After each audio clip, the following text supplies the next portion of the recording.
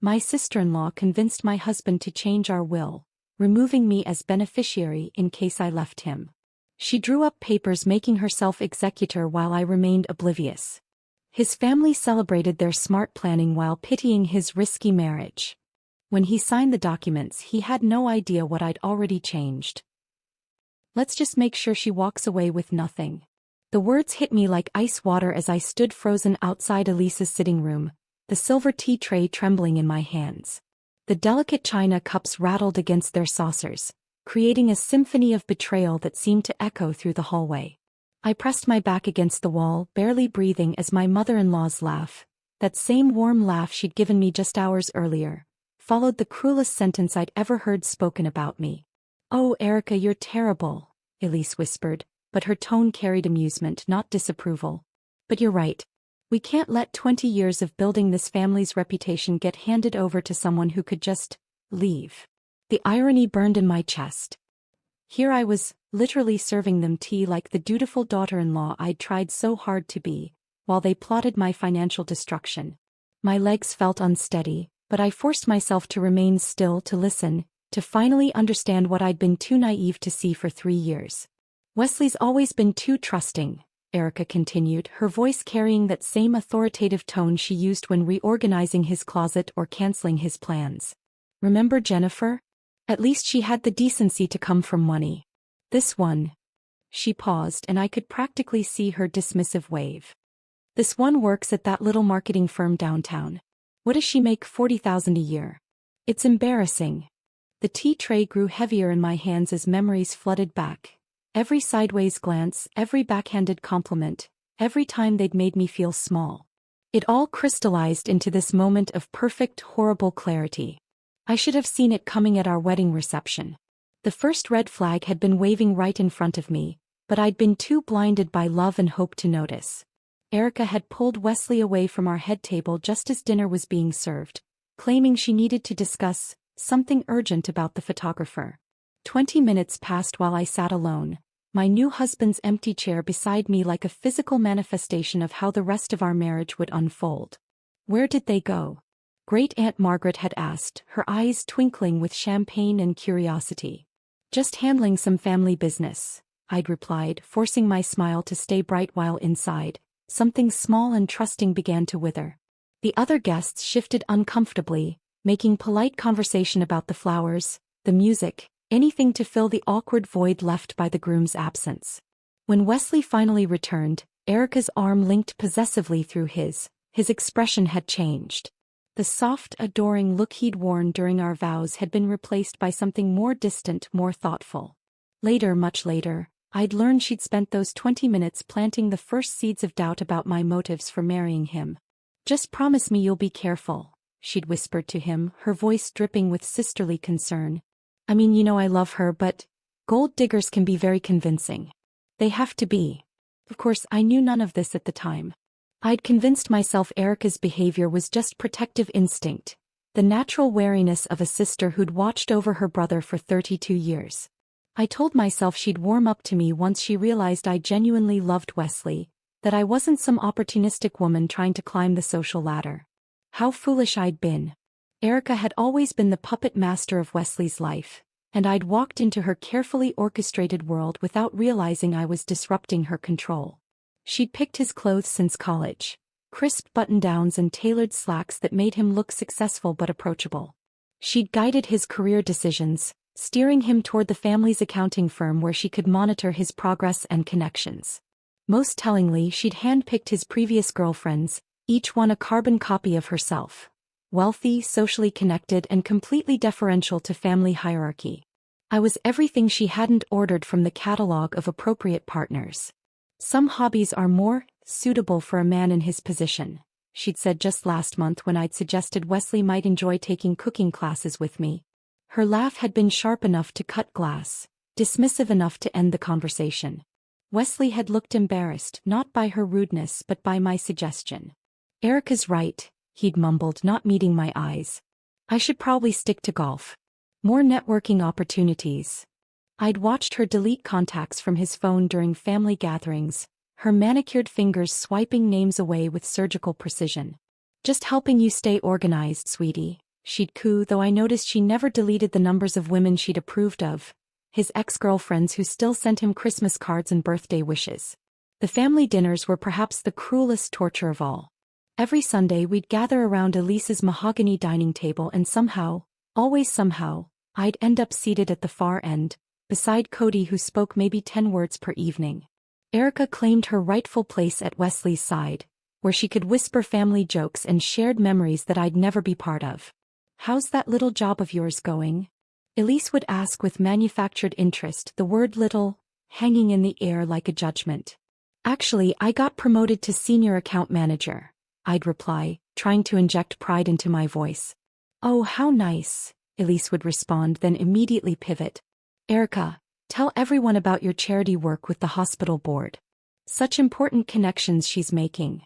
I'd begun bringing wine to these dinners just to have something to do with my hands during the long stretches of being ignored.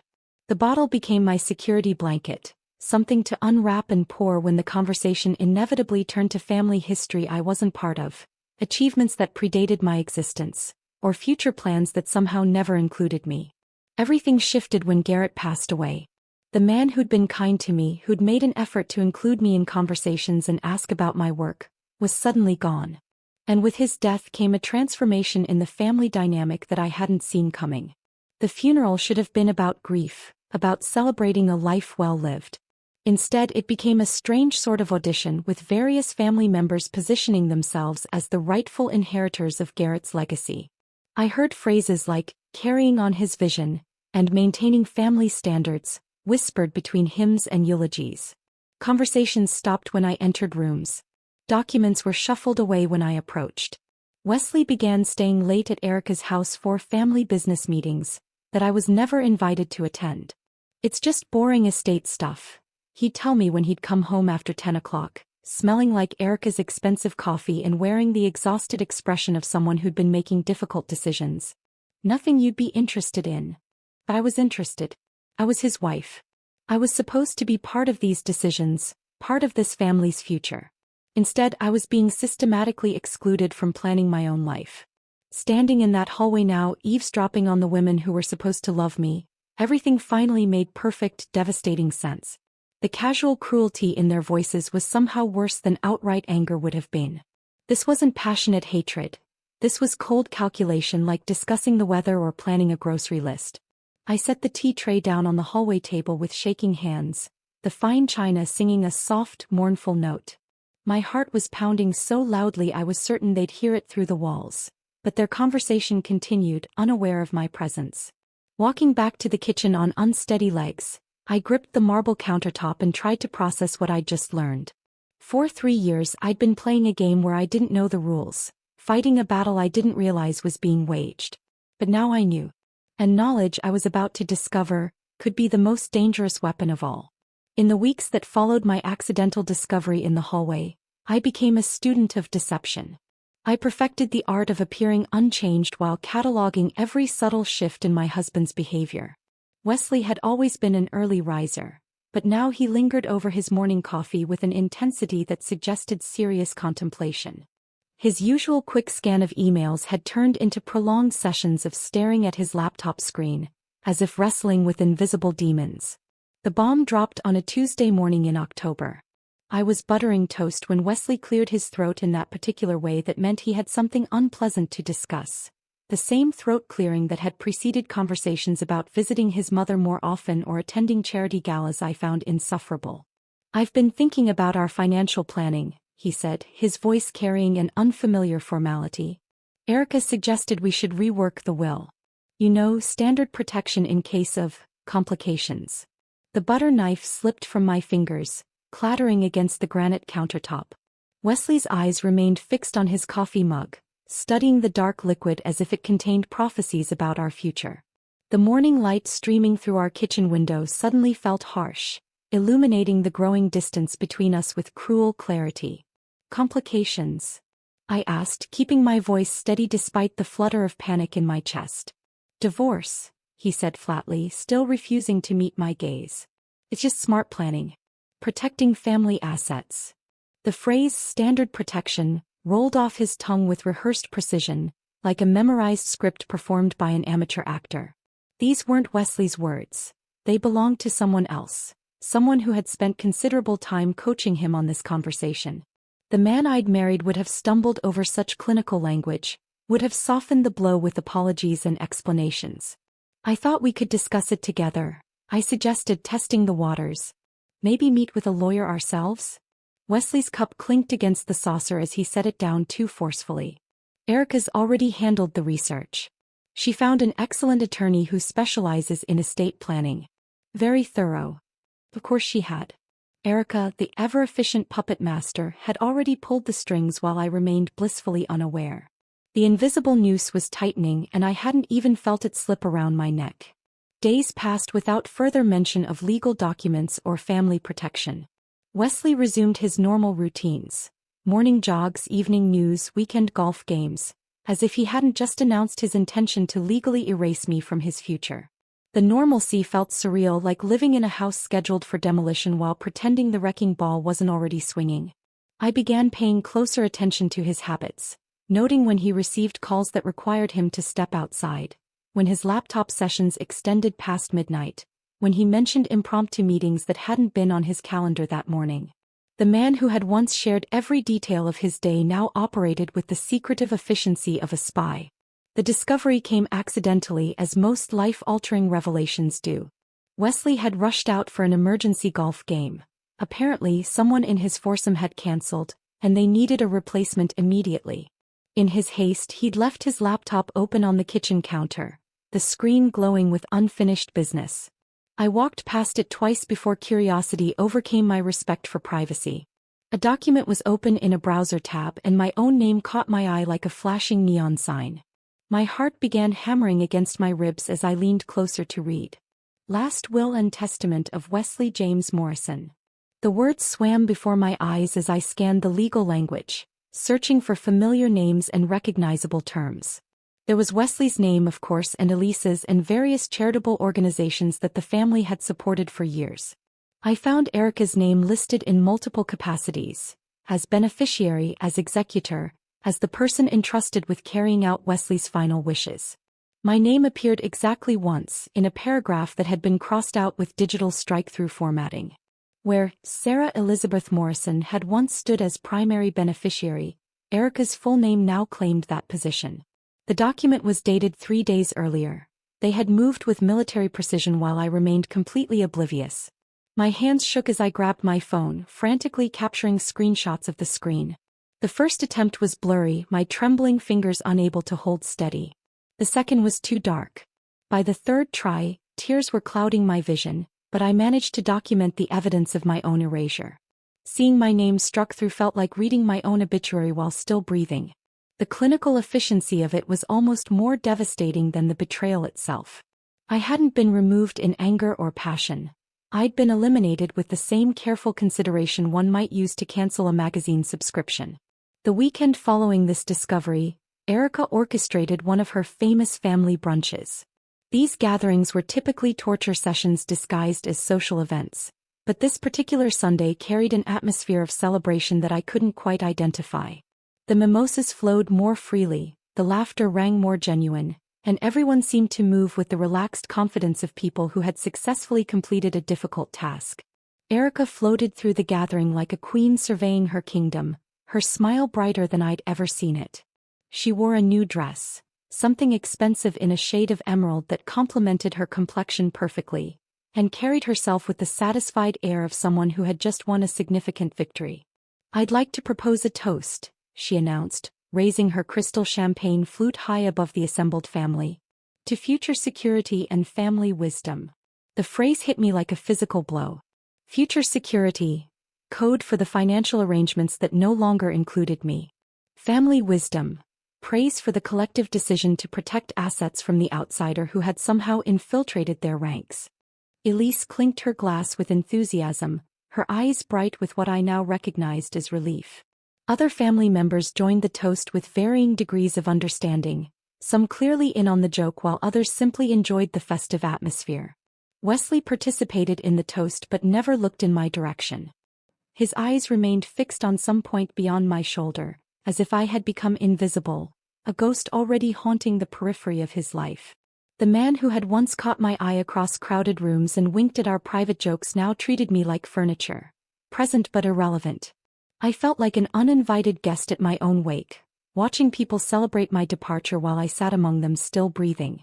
The conversations flowed around me without including me, family members sharing knowing glances and inside jokes that I was no longer meant to understand. That evening, I finally confronted Wesley in our bedroom as he prepared for sleep. The day's charade had drained my reserves of patience and politeness.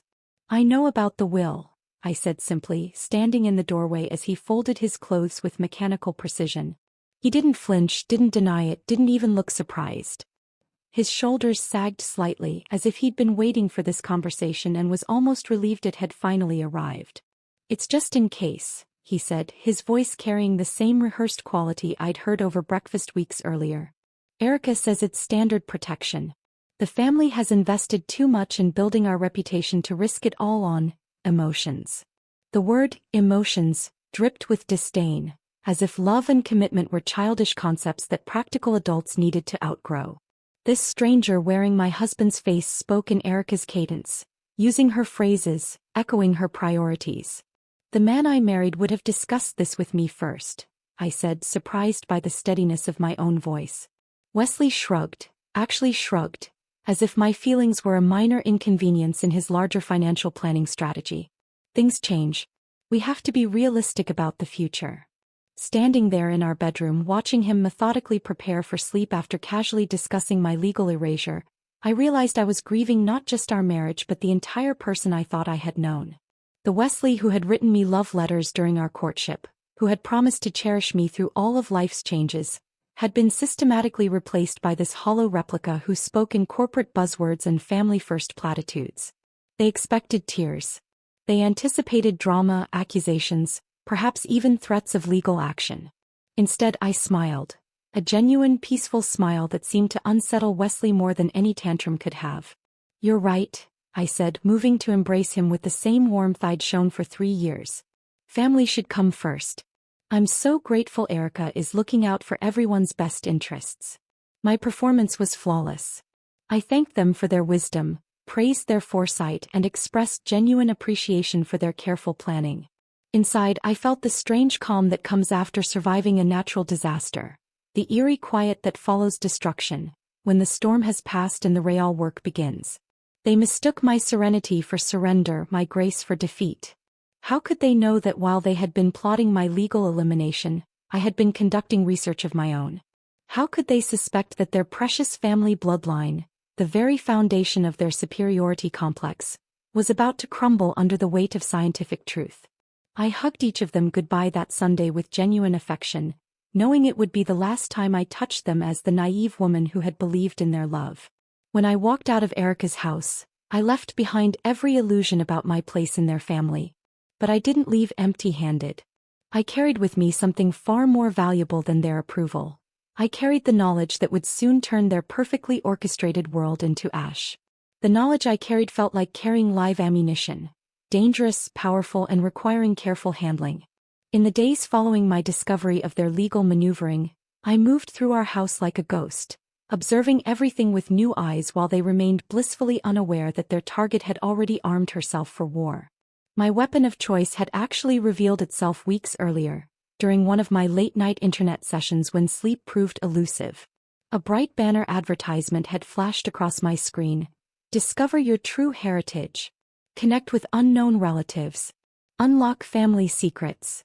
The irony of that last phrase would have made me laugh if I hadn't been so focused on survival. Initially, I'd scrolled past the ad without interest. Genealogy seemed like a hobby for people with too much time and too little drama in their lives. But something made me click back, perhaps the same instinct that had kept me listening at doorways and watching faces for subtle changes in expression. The Ancestry Service promised scientific accuracy in tracing bloodlines, matching DNA patterns with precision that courtrooms accepted as evidence. As I read testimonials from people who had discovered long-lost siblings, learned about unexpected ethnic backgrounds, and uncovered family mysteries spanning generations, an idea began forming in the shadows of my mind. I started researching genealogy with the intensity of someone preparing for doctoral exams. Late nights found me hunched over my laptop, learning about DNA matching algorithms, inheritance patterns, and the statistical probability of various family relationships. The science fascinated me, but more importantly, it offered possibilities I hadn't previously considered. During family gatherings, I began studying faces with renewed interest. Garrett's strong jawline had been passed down to Wesley with remarkable clarity, along with those distinctive brown eyes that seemed to see straight through pretense. But Erica? The more I observed her features, the more they seemed borrowed from some other genetic palette entirely. Her delicate bone structure bore no resemblance to Garrett's robust build. Her green eyes appeared nowhere else in the family tree. Even her laugh carried a different musical quality than the deep, hearty chuckles that characterized Morrison family humor. These observations might mean nothing. Genetics could be surprisingly creative in its combinations, but they planted seeds of possibility that began growing in fertile soil. The perfect opportunity presented itself in the form of Elise's 72nd birthday celebration. She had always made grand productions of family milestones, insisting on elaborate dinners and meaningful gift exchanges that reinforced the bonds of blood and belonging. This particular birthday fell just 3 weeks after my devastating discovery about the will, giving me barely enough time to orchestrate my response. I practiced my pitch in the bathroom mirror until my enthusiasm felt genuine and spontaneous.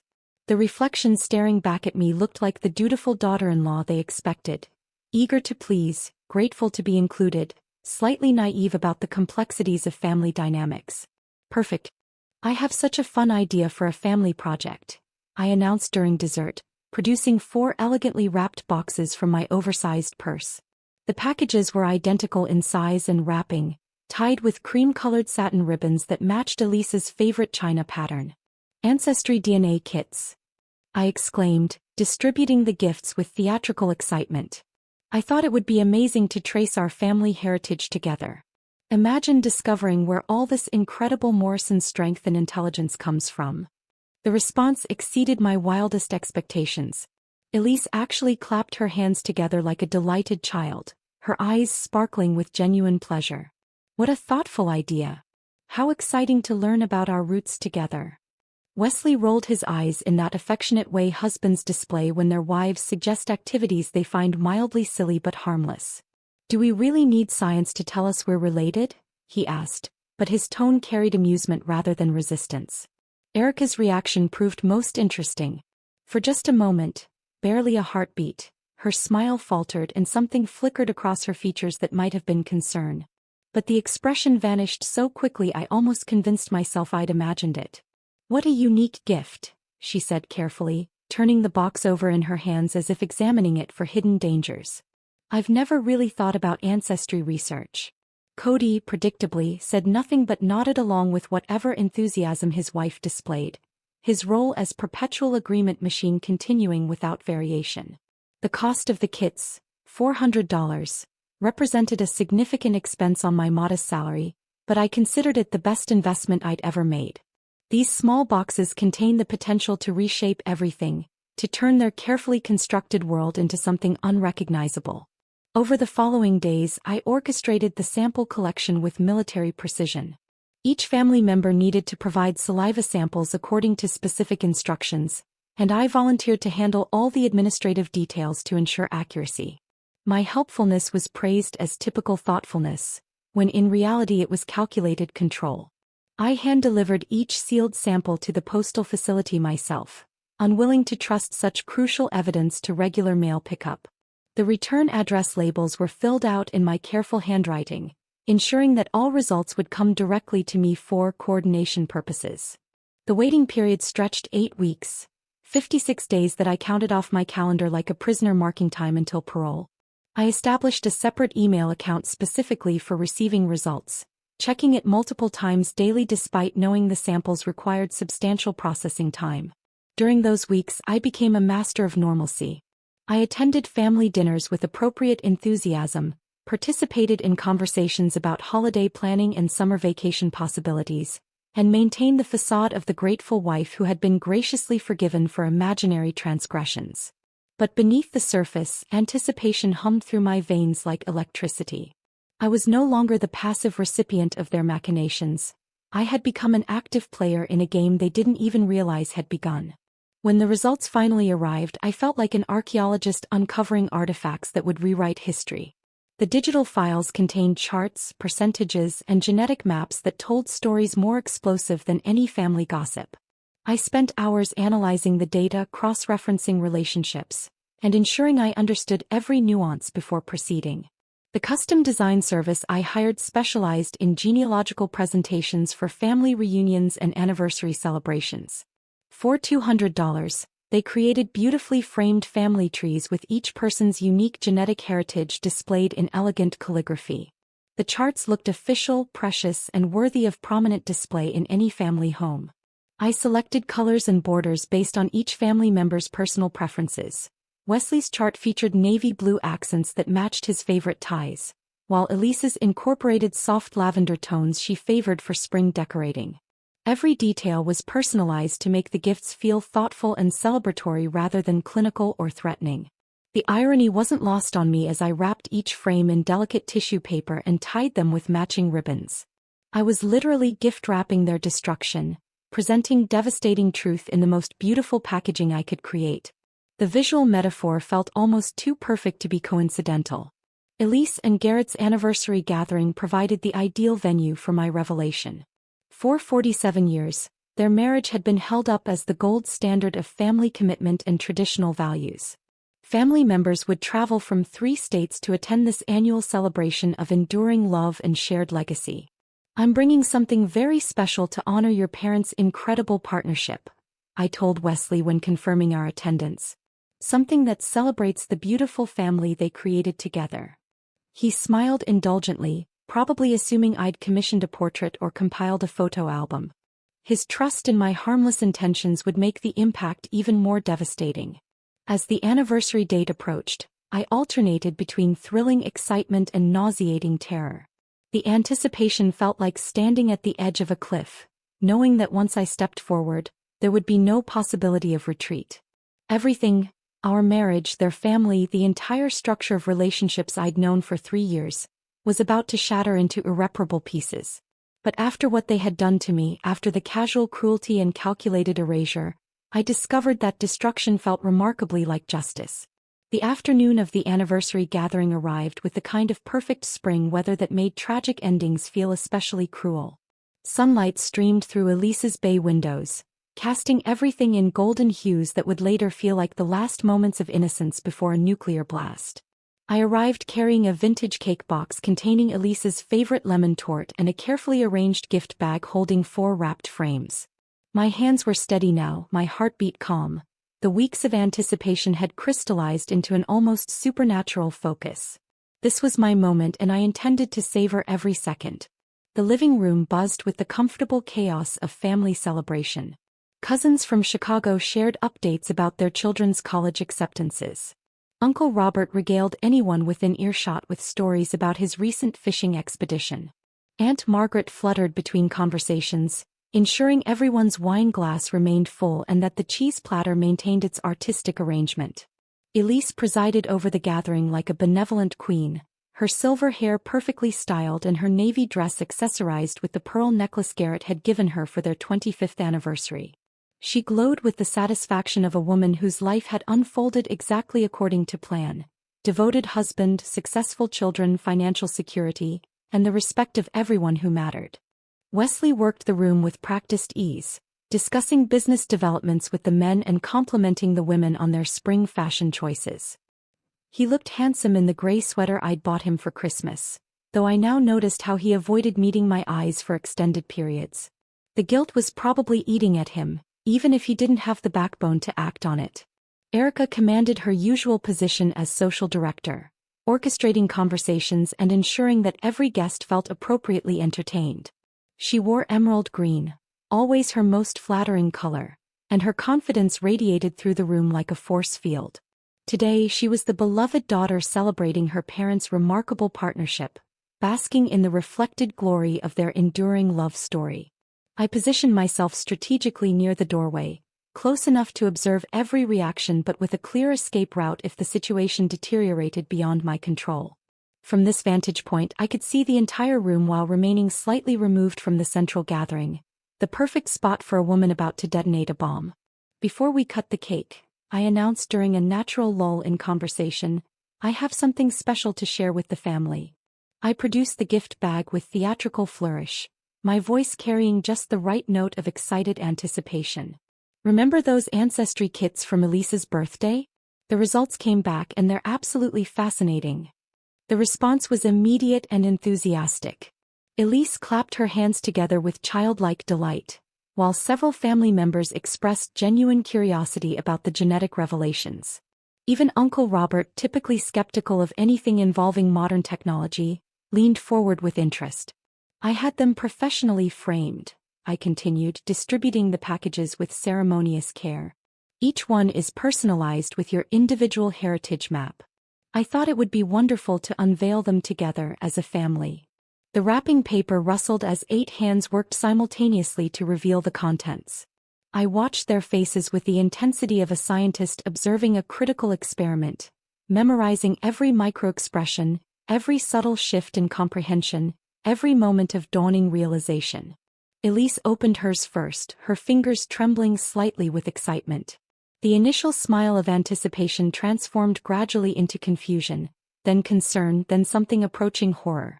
Her eyes darted across the genetic percentages, the family relationship indicators, the stark scientific data that contradicted everything she thought she knew about her own life. I don't understand, she whispered, her voice barely audible above the continued rustling of wrapping paper. This says Erica and I are only a 50% match. The words hung in the air like smoke from an explosion, acrid and impossible to ignore. Conversations stopped mid-sentence. Wine glasses paused halfway to lips. The entire room seemed to collectively hold its breath while trying to process the implications of what they'd just heard. Wesley stared at his own chart with the expression of someone trying to read a foreign language. His lips moved silently as he traced the family connections with his finger, attempting to reconcile the scientific data with the family history he'd known since childhood. He read the document once, twice, 3 times as if repetition might somehow change the results. Erica's face underwent a transformation that would have been beautiful if it hadn't been so devastating. The confident glow drained from her complexion like water from a broken vessel, leaving behind a pale, hollow version of her former self. Her mouth opened and closed soundlessly, like a fish gasping for oxygen in an environment where breathing had suddenly become impossible. The silence stretched taut as a violin string until Cody broke it, his voice cutting through the tension with surgical precision. He stood slowly, his own chart trembling in his hands like a leaf in a windstorm. It's not a mistake, he said, his tone carrying the flat certainty of someone stating an undeniable fact. According to this, Erica isn't Garrett's biological daughter. The crystal wine glass that slipped from Aunt Margaret's fingers seemed to fall in slow motion, its destruction creating a percussion that punctuated the moment with finality. The sound of shattering crystal was deafening in the absolute silence that had engulfed the room. Then came the gasps, sharp intakes of breath from people whose world had just shifted off its axis. Whispered conversations erupted like small fires around the room as family members turned to each other for confirmation, explanation, anything that might make sense of what they'd just learned. This can't be right, Elise managed, but her voice carried no conviction. Her hand went instinctively to her throat, that universal gesture people make when they can't catch their breath. The carefully maintained composure she'd cultivated over decades began cracking like old paint under pressure. Uncle Robert was the first to flee, grabbing his coat and muttering something about early morning appointments. His wife followed quickly, their departure creating a ripple effect that swept through the gathering like a contagion. Within minutes, people were making excuses and heading for the door, unable to process the magnitude of what they'd witnessed. Cousin Janet paused at the threshold, her face a mask of shock and disgust. If she lied about that, she said to no one in particular, what else has she lied about? The question hung in the air like an accusation that would follow the family for generations. Erica finally found her voice, though it emerged as a strangled sound that bore little resemblance to her usual authoritative tone. This is ridiculous, she declared, but the words lacked any real force. She stormed toward the door, her coordination so compromised by shock that she nearly knocked over the anniversary cake. Its cheerful happy 47th anniversary message now seeming like a mockery of everything the family had believed about their history. Elise aged a decade in the span of 10 minutes. The confident matriarch who had entered the afternoon dissolved before my eyes, replaced by a smaller, fragile woman whose entire identity had just been revealed as fiction. Her pearl necklace seemed suddenly too heavy for her delicate neck, and her hands shook as she tried unsuccessfully to process the ruins of her carefully constructed life. Wesley remained frozen in his chair, the genetic chart spread across his lap like a death certificate. His expression wasn't anger or confusion. It was the hollow, devastated look of someone who had just learned that everything he'd built his identity around was fundamentally false. I stood quietly in my corner, watching the destruction with the calm satisfaction of someone who had finally balanced an equation that had been troubling her for years. When the room had nearly emptied and only Wesley remained among the scattered gift wrap and abandoned wine glasses, I approached him with the same graceful composure I'd maintained throughout our marriage. "Next time you rewrite the future," I said, my voice steady and clear, "make sure your past isn't so fragile." Then I walked out through the front door, past the wilted spring flowers and abandoned cars in the driveway, leaving behind the smoking crater that had once been the Morrison family legacy. My legs felt unsteady, but my conscience was crystal clear. Justice, I discovered, tasted exactly like freedom. The drive home from Elise's house felt like traveling through a different dimension where gravity worked differently and colors had shifted to unfamiliar hues. My hands gripped the steering wheel with white-knuckled intensity, not from fear, but from the strange euphoria that follows the successful completion of something monumentally difficult. I had just detonated a nuclear device in the middle of a family gathering, and somehow I felt more at peace than I had in months. The first sign that my carefully planted seeds were taking root came Tuesday morning when my phone buzzed with a text from Maria, Wesley's cousin who worked at the bank downtown. "Emergency family meeting tonight at Elise's. Thought you should know." She included a crying face emoji, as if the family crisis were a natural disaster rather than a long overdue reckoning. I didn't respond. There was nothing left for me to say to any of them. By Wednesday, the ripple effects had grown into tidal waves. Jessica, who ran the local flower shop and had always been friendly despite my outsider status, called with barely contained excitement masquerading as concern. "Sarah, honey, I just wanted to check on you. There are some wild rumors going around about Wesley's family." Her voice carried that particular tone people use when they're fishing for gossip while pretending to offer support. "Oh." I kept my response neutral, though I was genuinely curious about how the story was spreading. "Well, Donna from the country club said something about paternity issues. And apparently Erica hasn't been seen anywhere since Sunday. Her husband Cody came into the hardware store yesterday looking like he'd been hit by a truck." The speed of the gossip network impressed me. In a town where everyone knew everyone else's business, a scandal this juicy would spread faster than wildfire in August. Thursday brought confirmation that the damage was even more extensive than I'd anticipated. My former neighbor Linda caught me checking the mail and practically sprinted across the street to share the latest intelligence. "Did you hear about Elise calling that emergency meeting?" she asked breathlessly, her eyes bright with the thrill of being first to share devastating news. Only 3 people showed up. 3. Out of the entire extended family. Everyone else suddenly had prior commitments. The mental image of Elise sitting in her pristine living room, waiting for family members who would never arrive, filled me with something that wasn't quite satisfaction but certainly wasn't sympathy either. For years she had commanded the loyalty and attendance of dozens of relatives. Now when she needed them most, they had scattered like leaves in a hurricane. "And that's not even the worst part," Linda continued, leaning closer as if someone might overhear us on my own driveway. "Apparently, Erica's completely disappeared from social media. Her Instagram account, you know how she was always posting those perfect family photos, it's completely silent. Nothing for 4 days. I had actually checked this myself, unable to resist monitoring the destruction from a safe distance. Erica's Instagram had indeed gone dark after years of daily posts celebrating family values, holiday traditions, and the blessed life of being born into the right bloodline. The silence spoke louder than any explanation could have. The most devastating blow came Friday when Linda updated me on Cody's response to the revelation. "He moved out," she whispered, her voice carrying genuine shock. "Just packed his things and left. Barbara saw him loading boxes into his truck Wednesday night. Didn't even take the fancy furniture, just his clothes and that old fishing equipment from the garage." The speed of Cody's departure surprised even me. I had expected anger, confrontation, perhaps even attempts to salvage the marriage despite the lies. Instead, he had simply vanished, leaving behind only the detritus of a relationship built on false foundations. Left his wedding ring on the kitchen counter, Linda added with the dramatic flair of someone who understood the symbolic power of abandoned jewelry. No note, no explanation. Just the ring and empty drawers. Meanwhile, my phone had become a monument to Wesley's deteriorating mental state. The calls began Sunday evening, just hours after I'd walked out of his mother's house. Initially, his voicemails carried the indignant tone of someone who believed he could explain away the unexplainable. "Sarah, this is insane. We need to talk about this rationally. There has to be some mistake with those tests. Call me back." Tuesday's messages evolved into something more desperate. "Please, Sarah. I know you're angry, but we can work through this. The family is falling apart.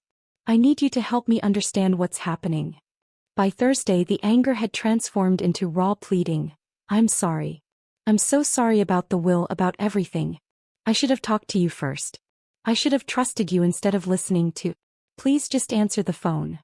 The final voicemails were perhaps the most heartbreaking, not because I felt sorry for him, but because they revealed the complete dissolution of a man who had never learned to think for himself. These messages contained no words, just the sound of breathing, as if he had called simply to feel connected to something familiar in a world that had suddenly become unrecognizable. After 6 weeks of this digital haunting, I changed my number. The decision felt like cutting the last thread that connected me to a life I had finally outgrown. The social fallout proved even more spectacular than the family destruction. Elise, who had once commanded the respect and envy of the country club crowd, suddenly found herself persona non grata in circles where reputation meant everything. Invitations that had once arrived weekly simply stopped coming. Bridge games continued without her. Charity committee meetings somehow forgot to include her in planning discussions. I learned through various sources that she had started shopping in the next town over, apparently unable to face the whispered conversations and knowing looks that followed her everywhere in our community. The woman who had built her identity on social standing and family legacy now found herself effectively exiled from the very society she had worked so hard to impress. Even Garrett's memory suffered collateral damage. The memorial plaque that had honored his business contributions at the community center was quietly removed during routine maintenance that never quite resulted in its reinstallation. Decades of respect and admiration evaporated as people began questioning everything they thought they knew about the Morrison family. The legal implications proved even more devastating than the social consequences. Wesley's carefully orchestrated will, the document that was supposed to protect family assets from unworthy wives, became meaningless paperwork overnight. With Erica's paternity in question, her inheritance eligibility created a legal nightmare that consumed money faster than they could pay attorneys to untangle it. Wesley was forced to hire 3 different law firms just to understand his own financial situation. The estate they had fought so hard to protect from me was being devoured by legal fees and investigative costs. Private investigators charged thousands of dollars trying to identify Erica's biological father. A mystery that seemed to have no solution since Elise remained stubbornly silent about her past indiscretions. During this chaos, I quietly began rebuilding my life according to my own specifications. I found a small apartment with enormous windows that filled the space with natural light, something I had missed during my years in Wesley's traditionally decorated house. The walls remained beautifully bare, free from family photos and wedding pictures that would only remind me of my previous naive self. For the first time in years, I could eat dinner without carefully monitoring my words, without worrying about accidentally saying something that might be reported back to Erica or Elise. The silence in my new home wasn't lonely. It was liberating, like finally being able to breathe after holding my breath for 3 years. Occasionally, I would catch my reflection in store windows and realize I was smiling without any particular reason. The expression looked foreign on my face after so many months of practiced politeness and manufactured happiness. But it felt genuine, earned through survival rather than circumstance. Peace, I discovered, was vastly underrated. And justice, when served at exactly the right temperature, tasted remarkably like freedom. Time, I discovered, was an excellent teacher. 3 years had passed since the anniversary gathering that became ground zero for the Morrison family's destruction, and I had learned to measure my life in seasons rather than catastrophes. Spring brought new flower varieties to experiment with, summer delivered steady streams of wedding clients, autumn provided reflection time, and winter offered the luxury of planning without pressure. The morning Wesley's wedding invitation arrived, I was repotting a particularly stubborn orchid that had been refusing to bloom despite perfect care. The envelope appeared among my usual mail: utility bills, supplier catalogs, a postcard from a former coworker vacationing in Italy, looking deceptively innocent for something that would reopen old wounds. The invitation itself was as impersonal as a business announcement. Crisp white cardstock with conservative black lettering announced the upcoming marriage of Wesley James Morrison to someone named Jennifer Louise Patterson. The font was traditional, the wording formal, and the overall design suggested it had been ordered from a catalog rather than personally selected with care and excitement. "The honor of your presence is requested." The phrase made me laugh out loud, a sound that echoed strangely in my quiet apartment. Honor? From a man who had conspired to erase me from his future while I slept beside him every night? The audacity would have been admirable if it weren't so pathetic. I studied the bride's name with the analytical interest of someone examining evidence. Jennifer Louise Patterson. The name sounded respectable, traditional, probably from a family with proper bloodlines and appropriate social connections. I wondered if Wesley had told her about Erica's spectacular fall from grace, or if he had simply edited that chapter from his personal history the way he tried to edit me from his will. The wedding date was 6 weeks away, just enough time for a perfectly orchestrated response. I spent an hour researching ancestry DNA companies, selecting one with the fastest processing time and most comprehensive family matching database. The kit cost $49, a small investment for what promised to be significant entertainment. I packaged it carefully in an elegant gift box, adding tissue paper and a satin ribbon that matched the wedding colors listed on the invitation. The note took longer to compose than the gift selection. I wrote and rewrote it several times, seeking the perfect balance between congratulations and warning, blessing and curse. "Dear Jennifer, I finally settled on, congratulations on your upcoming marriage. As a gift, I thought you might enjoy learning about the family heritage you're joining, just in case you're planning a family of your own. Wishing you all the clarity you deserve. Sarah." I scheduled the delivery for the day before the wedding. Timing, as I had learned, was everything. By the time they opened it, they would be too committed to the ceremony to back out, but not too late to begin questioning what other secrets might be lurking in Wesley's family tree. The real transformation in my life, however, had nothing to do with revenge and everything to do with rediscovering who I was when no one was watching or judging. 2 years after my divorce finalized, I used my settlement money to lease a small storefront on the town's main street. The space had good bones: large windows, original hardwood floors, and enough room for both a workshop and a customer area. Willow and Bloom became more than just a business. It became my sanctuary. The name came to me during one of my late-night planning sessions, inspired by the resilience of willow trees that bend without breaking and the promise of flowers that bloom even after the harshest winters. Working with flowers awakened something in me that had been dormant for years.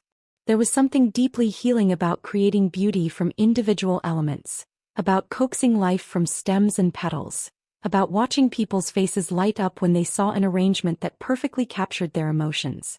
My style developed organically, influenced more by instinct than formal training. I became known for unexpected combinations, pairing delicate roses with sturdy succulents, mixing wildflowers with exotic orchids, creating arrangements that shouldn't have worked but somehow achieved perfect harmony. Beauty from chaos, my regular customers called it, and the phrase became my unofficial motto. Mrs. Henderson, who owned the bakery next door, was my first regular customer and eventually became something like a friend. She ordered fresh arrangements for her display case every Monday and always lingered to chat about everything except what we both knew about my history with the Morrison family. "You have magic hands," she told me one afternoon, admiring a particularly successful combination of sunflowers and lavender. "But more than that, you have a peaceful spirit. People feel it when they walk in here." He was right. Clients often stayed longer than necessary, sharing details about their lives that had nothing to do with flower orders. Young mothers talked about the challenges of raising children while pursuing careers. Older women confided their fears about aging and irrelevance. Divorced women sought advice about rebuilding their identities after decades of defining themselves through their marriages. I listened without judgment, offered gentle encouragement without presuming to have all the answers.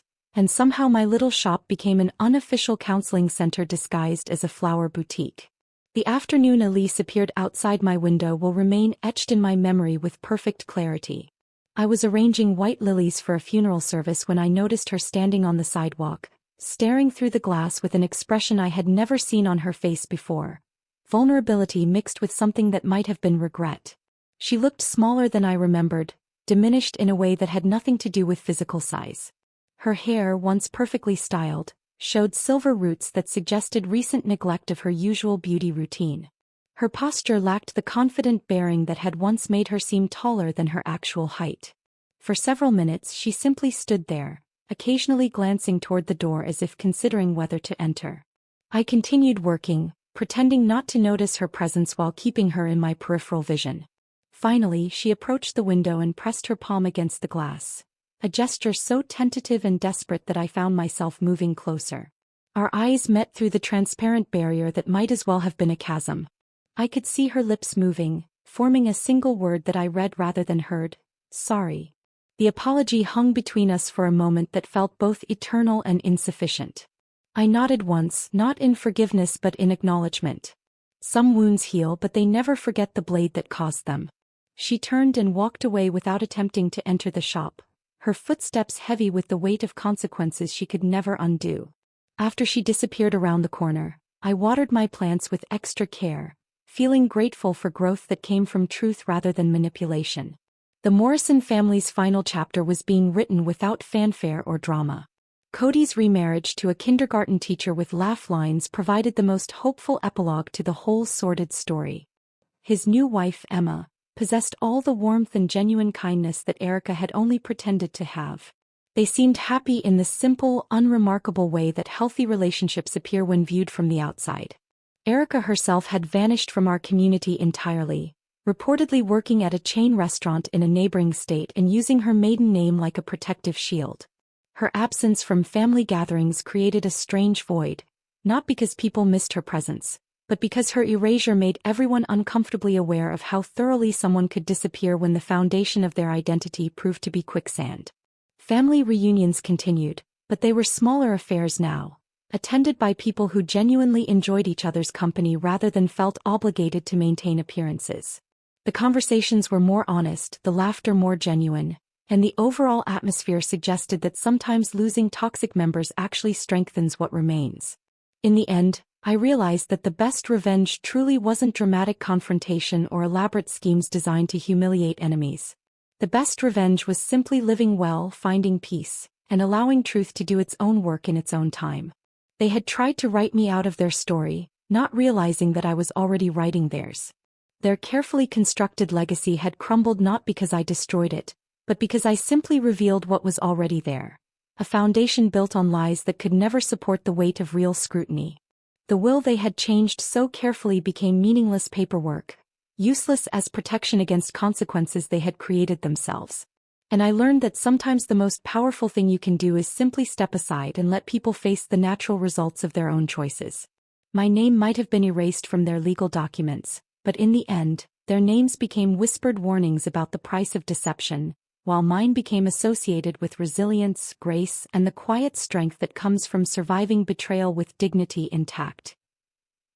If this story of sweet revenge had you on the edge of your seat, smash that like button right now. My favorite part was when Sarah served those personalized ancestry charts, knowing exactly what devastation was coming next. What was your favorite moment? Drop it in the comments below. Don't miss more thrilling stories like this. Subscribe and hit that notification bell so you never miss an upload.